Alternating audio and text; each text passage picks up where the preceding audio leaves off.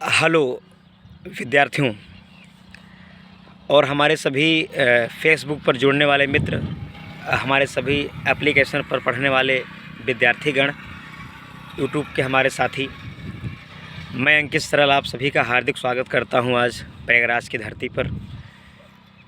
साथियों, हमारा एक इंटरव्यू कॉल लगा हुआ है और एक सेमिनार भी था स्टडी IQ IS की तरफ से, जहां भारत के टॉप लेवल के शिक्षक आए, उनसे मुलाकात करने का मौका मिला। और पिछले 3 एग्ज़ामिनेशन से मैं लगातार फ्लॉप हो रहा हूं और एकदम से मनोबल डाउन हो गया। इन सब बातों को केंद्र बिंदु बना करके हमने अपने सवाल भी पूछे, कैसे अपने आप को मोटिवेट करके रखा जाए। अवध ओझा सर से हमारी रिस्पेक्टेड मुलाकात हुई, विजय चौहान सर से हमारी मुलाकात हुई, शशांक त्यागी जी से मुलाकात हुई। ये सब भारत के टॉप लेवल के अच्छे फैकल्टी रहे हैं। मतलब 5.5 घंटे की जो सेमिनार क्लास थी, उसमें बहुत कुछ सीखने को मिला। एक तजुर्बा जो मैं काफ़ी ज़िम्मेदारी के साथ मैं आपसे साझा करना चाहता हूँ, वो ये है कि प्रयागराज में 8 बाई 8 के कमरे में कहीं 8 बाई 5 का ही कमरा है। घुटती हुई जवानी, दम तोड़ता हुआ युवा, ये देखा है मैंने। चाहे रसूलाबाद हो, तेलियरगंज हो, छोटा बघाड़ा हो, बड़ा बघाड़ा हो, सिविल लाइन का एरिया हो, कटरा का वो एरिया हो, तंग छोटी गलियां हों। ठीक है भाई साहब, इतनी बेरोज़गारी चरम पर है कि उसे वर्ड में एक्सप्लेन नहीं किया जा सकता। जिन्होंने मैदान नहीं देखा है प्रयागराज का, कंपटीशन का, जो सिर्फ एक छोटे से लाइब्रेरी में एक छोटे से डेस्क पर, जहां उनकी 10 किताबें भी ढंग से रखो तो वो आ नहीं सकती, छोटे से डेस्क पर वो सोचते हैं कि हम बहुत ज़्यादा पढ़ रहे हैं। भाई साहब, मैं आपको इस भ्रम की नींद से जगाना चाहता हूँ। बहुत ढेर सारे ऐसे एस्पिरेंट हैं जिनके अटेम्प्ट ख़त्म हो चुके हैं, जिनकी उम्मीदें ख़त्म हो चुकी हैं, बस वो बेबस हैं, लाचार हैं और शर्म बस अपने घर वापस लौट नहीं पा रहे हैं। आपको लगता है कि 4 घंटे 5 घंटे ऐसे फॉर्मेलिटीज़ करने से हो जाएगा, तो आप बड़ी प्यारी गहरी नींद में आप सो रहे हैं। और अगर खुद से जाग गए तो अच्छी बात है, नहीं तो फिर कोई जगाने वाला भी अब के दौर में नहीं है। समझ रहे हैं। इंटरव्यू कॉल हमारी आज रविवार को है 11 बजे।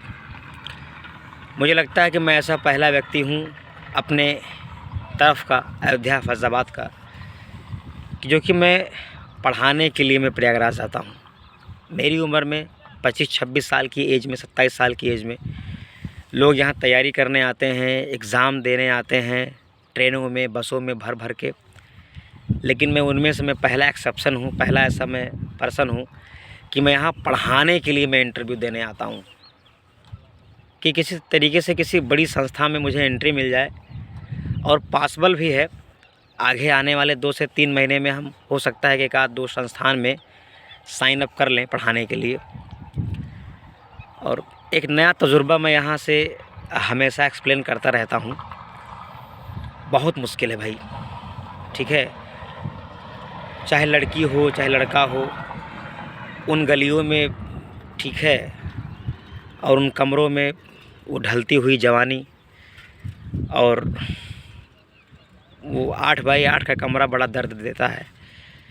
ढंग से उसमें सांस लेने की जगह नहीं है और लोग महीना महीना कैसे बिताते हैं।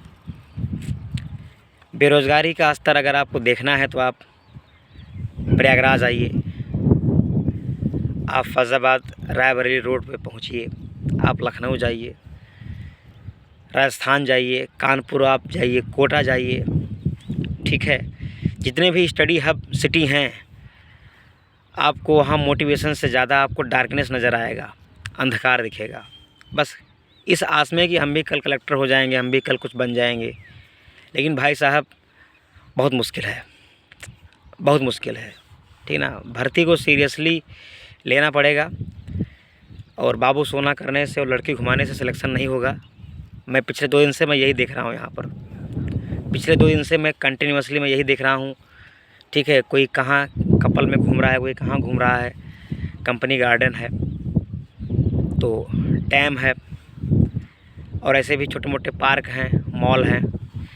ठीक है, तो लड़की घुमाने से सिलेक्शन नहीं होगा, इस बात को आप भूल जाइए, है ना। आप भ्रम में हैं। बाकी एक्सपीरियंस हम आपसे साझा करते रहते हैं। ठीक है, नमस्कार विद्यार्थियों, धन्यवाद, बेस्ट ऑफ लक। मिलते हैं फिर किसी नेक्स्ट बेस्ट मोमेंट के साथ, बेस्ट वीडियो के साथ।